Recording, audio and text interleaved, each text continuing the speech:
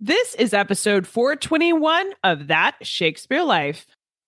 Hi, I'm Carol Levin, Willa Cather Professor of History at the University of Nebraska and the author of The Heart and Stomach of a King, Elizabeth I and the Politics of Sex and Power, and Dreaming the English Renaissance, as well as many other books about queens and culture in Renaissance England. Another great method for studying the life of William Shakespeare includes listening to this. It's That Shakespeare Life with my friend, Cassidy Cash. Welcome to That Shakespeare Life with Cassidy Cash. Cassidy believes that if you desire to successfully learn or perform Shakespeare's plays, then understanding the real life and history of William Shakespeare himself is a must. That Shakespeare Life is the podcast that helps you go beyond the curtain of some of Shakespeare's most iconic works and explore the world of early modern England as Shakespeare would have lived it, learning from the writers, historians, and performers who know it best. And now, here's Cassidy. In Romeo and Juliet, Juliet declares, "Thou knowest the mask of night is on my face, else would a maiden blush bepaint my cheek." Katharina in Taming of the SHrew talks about painting your face, and Timon of Athens makes a connection between painting and your face, saying, "Wear them, betray them, whore still, paint till a horse may mire upon your face a pox of wrinkles." And of course, Hamlet has the most famous facial disguise quote when he says, "God has given you one face, but you make yourself another." All of these references underpin what we know about cosmetics and facial care in Shakespeare's England. Famously, Queen Elizabeth herself kept her face quite decadently, forever striving after that porcelain-skinned ideal that was a hallmark of the Elizabethan era. But what did women use to take care of their faces in this time period? And in a culture where people like Hamlet were suspicious of women who disguised their true form, how was makeup received in the culture? Was it normal and an everyday thing for a woman to put makeup on her face? Or were there instances when applying makeup, or perhaps even using the wrong style of makeup, could get a woman into trouble? To find out more and explore the intricate and complex world of cosmetics and facial care for women of Shakespeare's lifetime, we are delighted to welcome historian and author of the book Beauty and Cosmetics from 1550 to 1950, Sarah Jane Downing, to the show this week. She's here to take us behind the makeup counters of Tudor women and share with us what we might find there. Sarah Jane is an author and freelance journalist who specializes in the history of fashion and beauty. Sarah Jane has contributed to national newspapers and magazines in the UK, including the textile art magazine Salvage. She has written 6 books, including Fashion in the Time of Jane Austen, as well as Beauty and Cosmetics from 1550 to 1950, and Fashion in the Time of William Shakespeare, among several others. Find links to the work of Sarah Jane Downing and more information on her history explorations in the show notes for today's episode. Hello, Sarah Jane. Welcome to That Shakespeare Life. Hi, Cassidy. It's fabulous to be with you.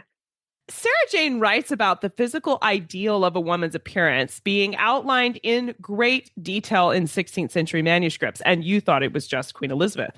But every feature from their face to their feet is defined according to what features were preferential for a woman's body in this time period. Sarah Jane, please tell us about the book, The Beauty of Women. And while we don't have space here to outline the entire female ideal, please tell us what the general expectations were for the attributes of a perfect woman's face. Oh, my goodness. Well, I mean, it is so completely itemized. It's absolutely bizarre. So you have everything from the color of the eyelid. You have the clarity of the skin. My favorite part is about how the forehead should be smooth and mirror-like, but not shiny enough so you can actually see objects reflected in it. And, well, of course. Okay. I mean, don't you just love that? And then you've got the dimension and the transparency of the ear, and how it should have a nice bright color around the edge, like the color of a pomegranate seed. And you have every single item itemized. If we thought that we were being judged in our day and age for our beauty, then that is a checklist to be reckoned with. I had no idea that I should be aspiring to pomegranate ears. I know. Yes, indeed. It's very difficult. I'm sorry to make you feel doubting about your ears. I know. I'm going to worry about them now. Definitely. Well, what applications or products were available to women when they were trying to accomplish the correct eyelid color or these pomegranate colored ears? What did they use to try and reach this ideal? My goodness. Well, I'm not sure about the ears. I think that would be a maidenly blush would be but there were a lot of products available. This is the beginning of the era when you start to get commercial products. You've got really exciting sort of imports. The most sort of famous is the Venetian SHrews. That was a kind of white lead that was powdered to be made into makeup. So how much were these various cosmetic products? I mean, which ones would have been readily available? You could get it anywhere. And which ones were considered more off limits to anyone except the super rich? I mean, I think we know that Queen Elizabeth had access to this Venetian SHrews because she's pretty famous for that white visage. But would everybody be walking around globbing this onto their face? Or were there levels to what you would have used? You're absolutely right. There are levels. So if you're in the sort of elite court circles, like the Queen, you would probably have access to products like that. You'd probably also be able to access and afford British versions, because there were places like the Royal Exchange in London where there are lovely little apothecaries counters in little units. And you would be able to go into one of these and be able to buy something that would help you with your complexion or would help you with, your lip rouge or that sort of thing. For most ordinary people, there were a startling array of recipes available. So it would be more of a sort of make your own kind of a thing. It was a very DIY makeup culture. Absolutely. It was a very DIY everything culture. If you can't make it at home, it doesn't happen. I got it. Absolutely. Okay. Yes. Yeah. Well, I mean, even if specific products would have been only available to the elite, was makeup of some variety being used by women at all levels of society? Was it normal for women to be wearing makeup on a daily basis? Well, yes and no. That's a complicated question. Yes, I think so. Judging by the references and the vast number of recipes, it would seem that pretty much every lady who was making her own cheese and her own bread and all of the things that you would be making at home for yourself, you would also have recipes in your book that would be looking at, say, for example, something like a wash to clear your freckles or various things to improve the complexion. And along with those, you've got different sort of ideas of how to make a nice white powder that would work as a foundation or as a face powder. So, yeah, there are quite a lot of things available. And I think most people would be wearing something, although everyone would be claiming that they weren't. Well, that's not changed. This is true. In addition to that Venetian SHrews, were there other powders that were considered, just the most opulent thing you could put on your face for this time period? Yes, there was one that was absolutely incredible. It's practically a jewel of itself. Real pearls were dissolved in vinegar or lemon juice and powdered and used as face powder. So you had a really gorgeous sort of gleaming pearl beauty. I think about that mother of pearl reflection. When they were saying we wanted pearly whites, they weren't joking. They went straight to the source for this. Absolutely.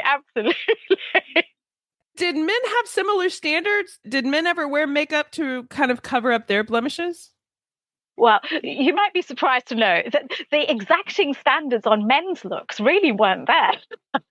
Again, some things haven't changed. You would find rather at the end of Shakespeare's period, once you start to go into the James's court after the days of Queen Elizabeth, that court was very famous for their beautiful young men.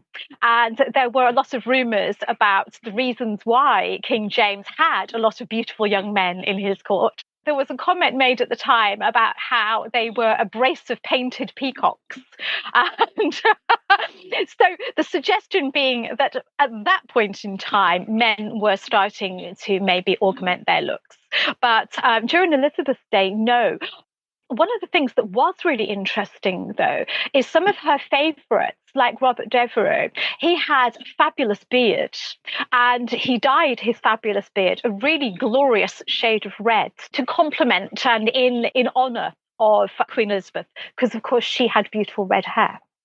And if you would like to explore some of those rumors about the reason why there were lots of beautiful young men at court with King James, I will pop in a suggestion here for Gareth Russell's book called Queen James. It really explores the depth behind that reference there. But in the 16th century Book of the Courtier that Sarah Jane quotes in her book, Beauty and Cosmetics from 1550 to 1950, Count Castiglione writes how much worse a graceful woman is who paints herself so sparingly and so little that whoever looks at her is unsure whether she is made up or not, in comparison with one whose face is so encrusted that she seems to be wearing a mask and who dare not laugh for fear of causing it to crack. Oh my goodness. Well, there's a lot to unpack there of his opinion of women and their makeup. But if we consider this account to be the standard for women, it seems as if women would be criticized for their makeup no matter how little or how much they chose to put on, and how much worse to try and improve her appearance. What was the cultural opinion of women who wore makeup? Well, as some of the philosophers of the age pointed out, it was massively hypocritical. Again, not much of a change between their times and ours.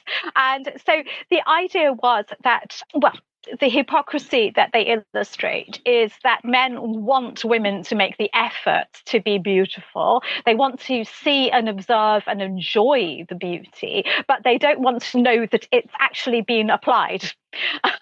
And so it's the whole sort of notion of it has to be natural beauty. They really didn't want to acknowledge that the effort was being made. There's an entire book to be written there on the idea that the standard was blissful ignorance. Yes, quite, absolutely. There were a number of reasons why they wanted to enjoy the beauty, but didn't want to acknowledge it. Because, of course, it's tied up so much with the idea of vanity being a sin. Famously, Shakespeare writes Hamlet as saying, God gave you one face, but you give yourself another. And it's this idea that you're born one way, but then you're hiding something under this mask identity. Absolutely. And I wonder if makeup was always seen as a form of manipulation. Was a woman who wore makeup seen as hiding their true identity behind a mask? And then, if so, did any women opt for things like natural treatments or methods that might enhance their natural beauty as an alternative to applications designed to cover up their skin? Yes, absolutely. Well, there very much was the view that it was a mask, and there was a great deal of fear about the idea of what is it covering.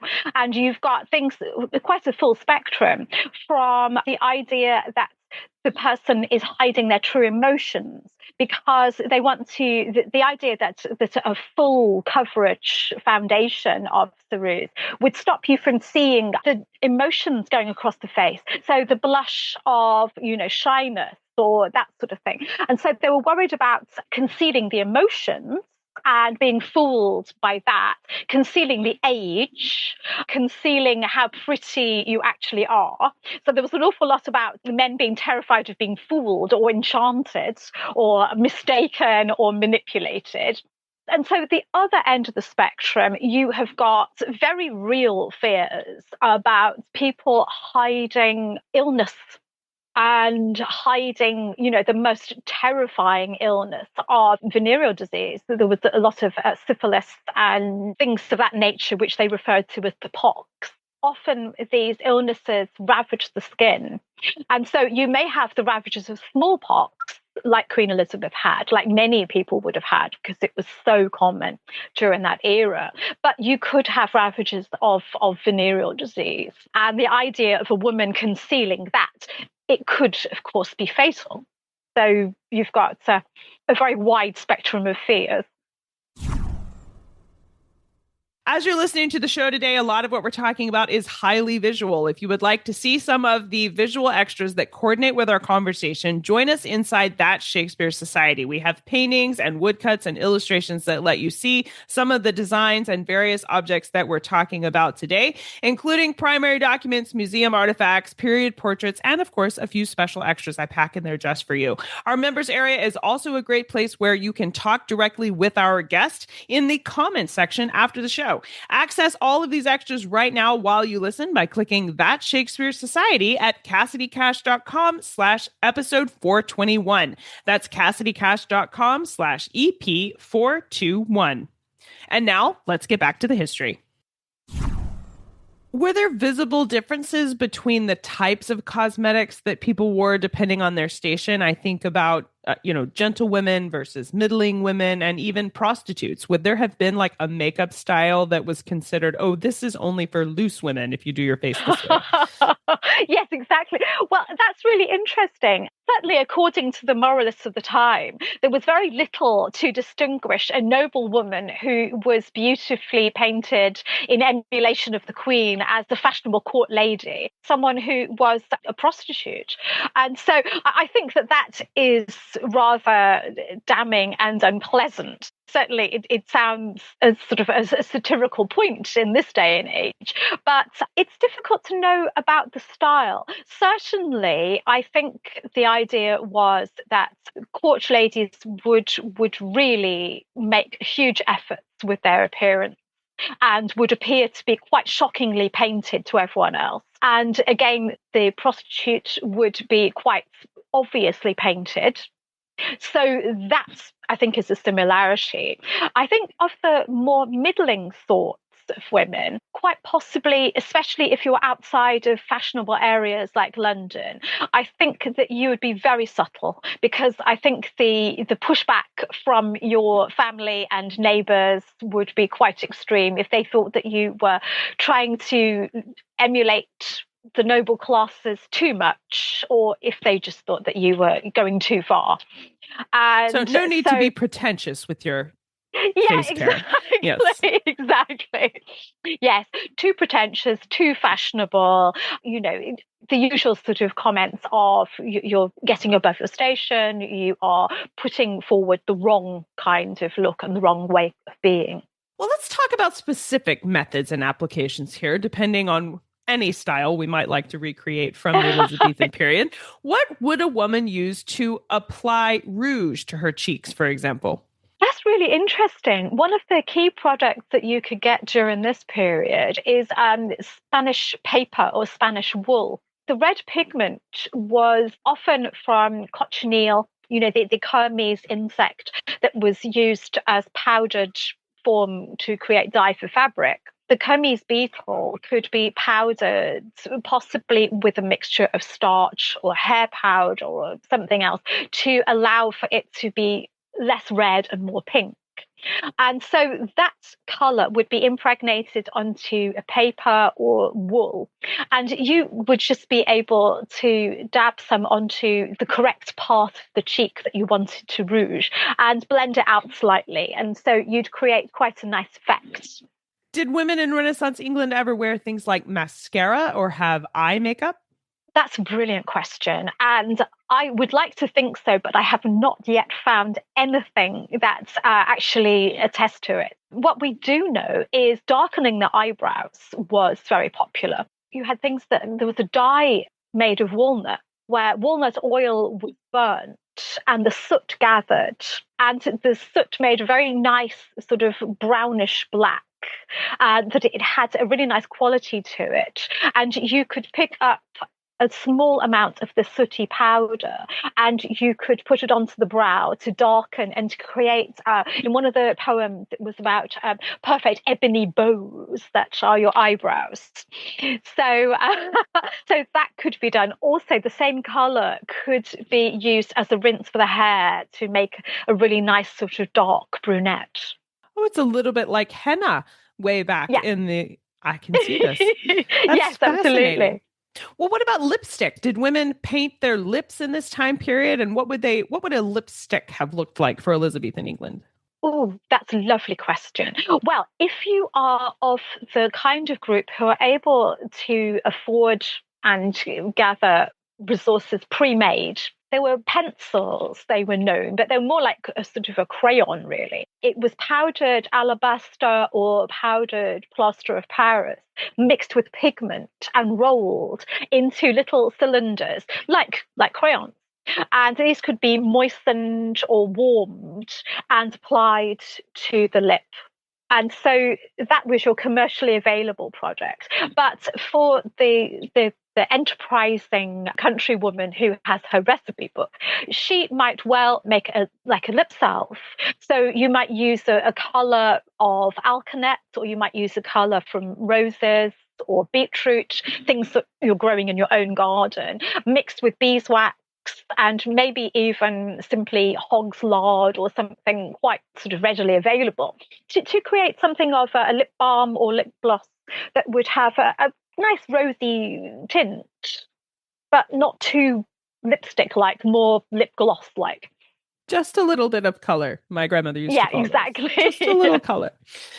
I believe keeping one's face as white as possible was also pretty popular in this time period. So I wonder, I mean, we mentioned the SHrews, but weren't there actually bleaching treatments that women would try to use to actually lighten the color of their natural skin? Yes, there were. And some of them were really quite stunningly complicated. You could use everything. We mentioned the simple recipes like daisy water, and this is taking daisies that you would find in your garden at sunrise when they're just opening and distilling them with pure water, possibly some wine or vinegar, and using this to cleanse the skin like you would in micellar water. And it was supposed to help to get rid of freckles or any kind of marks like that. You also had very simple recipes like rosemary and white wine. Similar kind of thing. But then you have the very complicated ones. And some of the recipes, there was a fantastic recipe book that was by Alexis Piedmont, and it was originally an Italian Renaissance book, but it was translated into English.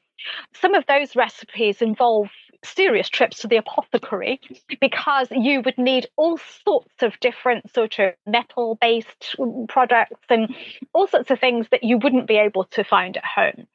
And some of these were sort of powdered and made into paste that you might apply to fine linen and put on your face, I suppose, like a face mask overnight. Some of these involved SHrews anyway, and other sort of quite strong sort of elements that would strip the skin and be a little bit like a chemical peel. So you would put it on overnight, washed off in the morning, and it should have cleansed your face and taken blemishes away, or it would have made your face quite raw, and you would be. But the most extraordinary one was making a poultice of all sorts of oblique, obscure elements, putting it on the face and leaving it on for 8 days, during which time you would experience agony and you'd want to wash it off, but you mustn't because you need to stay in that darkened room suffering, because at the end of the 8 days, when you took away the cloth that held the poultice onto your face, you would have new, fresh skin, and it would be smooth and perfect and brand new. So I only hope that was true. Or you're going to look like a monster because it's all red and inflamed. Yes, exactly. Absolutely. And one wag of the day said about how women who had been through this treatment looked like peeled ewes. I can only imagine.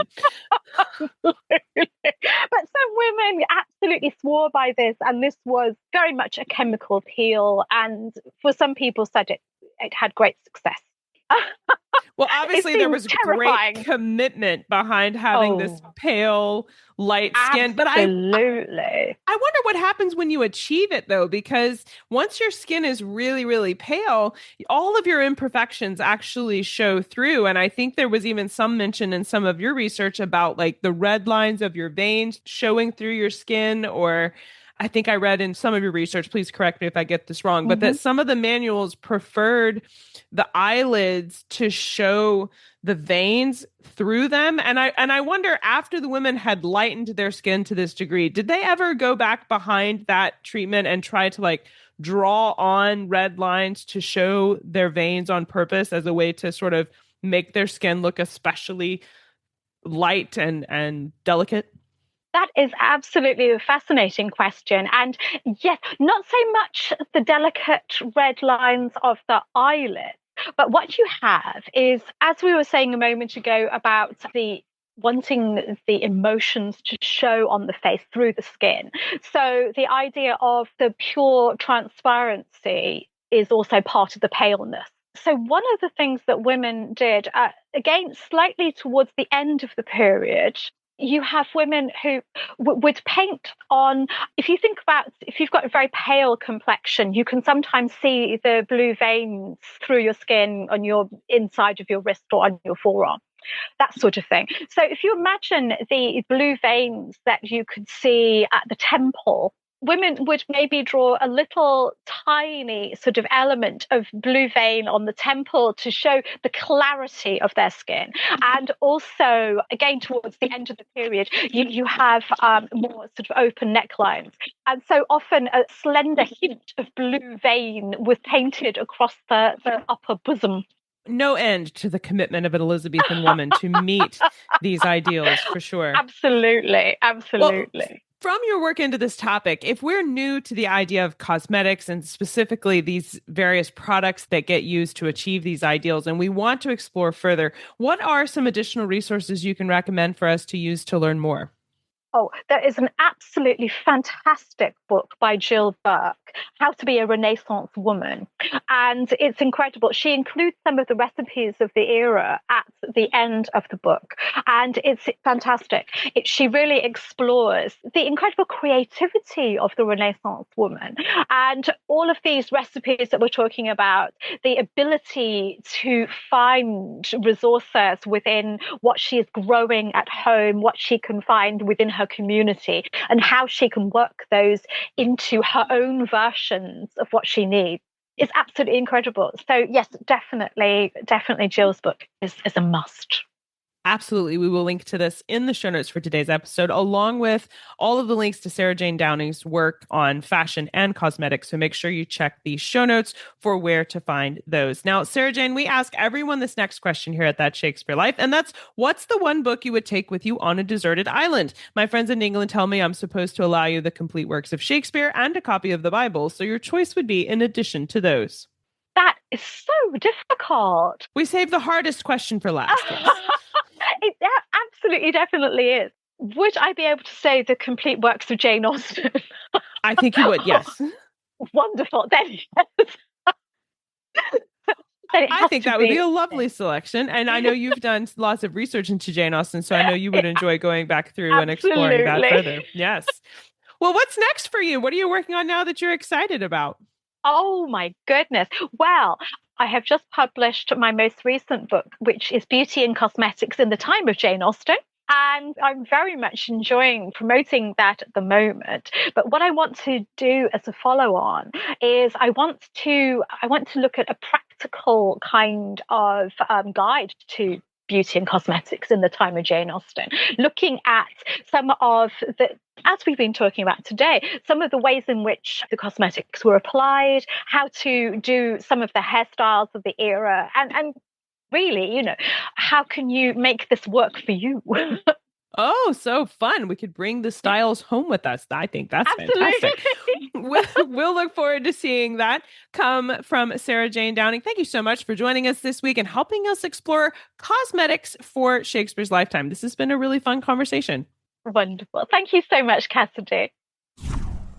All of the resources we've talked about in the show today, including more information on Sarah Jane Downing and related podcast episodes. If you're into Tudor cosmetics and fashion, you can find links to all of our related shows in the show notes right now at CassidyCash.com/episode 421. Remember, if you want to see the visual extras related to cosmetics and some of the materials that get used to make lipstick and rouge and hair dye and all of these things, find the extras inside That Shakespeare Society. Just click on the Society link at our show notes page. Again, that URL is CassidyCash.com/EP421. That Shakespeare Life is researched and produced by me, Cassidy Cash. Our audio engineer is Gary Mayholm. That's it for this week. Thank you for listening. I'm Cassidy Cash, and I hope you learned something new about the Bard. I'll see you next time. Bye-bye.